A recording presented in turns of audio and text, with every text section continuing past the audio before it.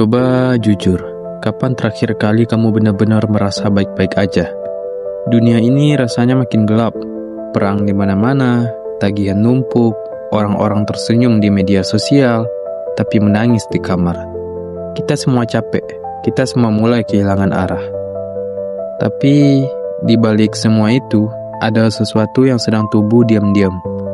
Sebuah gerakan kecil tapi kuat. Mereka menyebutnya Hopecore. Hopecore lahir bukan dari kebahagiaan, tapi dari penderitaan. Dari generasi yang tumbuh besar melihat dunia terbakar, namun tetap memilih untuk menyalakan lilin kecil. Apa itu Hopecore? Ini bukan motivasi yang menggebu-gebu, ini bukan quote Casey di Instagram. Hopecore adalah kebaikan radikal. Pilihan sadar untuk tidak menyerah, walau semua terasa sia-sia.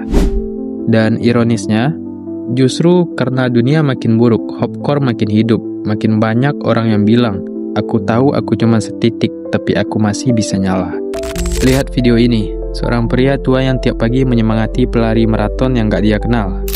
Lihat bocah ini, yang bikin perpustakaan mini di gang sempit karena buku bikin aku gak ngerasa sendirian. Statistik menunjukkan, meskipun berita buruk terus meningkat, pencarian untuk kata harapan, mindfulness, dan gratitude journal juga meningkat drastis sejak 2023. Di tengah kekacauan, banyak orang diam-diam memilih hidup dengan cinta dan makna. Di TikTok, video dengan tagar Hopecore sekarang punya lebih dari 80 juta views. Ini bukan tren, ini adalah jeritan kolektif kita semua. Aku masih mau percaya, aku masih mau hidup, dan bukan cuma bertahan. Hopecore adalah ketika kamu bilang, aku gak punya solusi buat semua masalah dunia, tapi aku bisa bangunin adik supaya dia gak telat sekolah. Aku bisa peluk ibuku, aku bisa maafin diriku sendiri.